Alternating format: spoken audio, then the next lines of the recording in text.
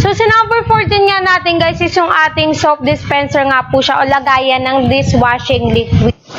'Di ba? Lalo na ito guys, nakakatipid tayo lalo na sa mga joy natin. Tapos ito guys, yung ganda dito, lagay mo dito lahat ng joy, tapos ilagay mo diyan tubig. Tapos ito guys, pag nilagay mo isang patak, isang katutak. Sa mga nagtitipid-tipid diyan, ito guys is sobrang murang-mura na. Si number 14 natin is for only I think 75-78 pesos. And may discount pa po tayo diyan na pwede natin gamitin. Discount. May voucher po tayo na pwede natin gamitin para sa ating discount. And of course, ito nga rin mga madam, no, made of stainless steel po ito, ha.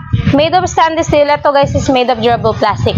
Yung ganda-ganda dito guys, si number 16 is zinc nga po siya, no. Pwede po natin yun ilagay kasi po dalawa po yung pinakabutas nun eh.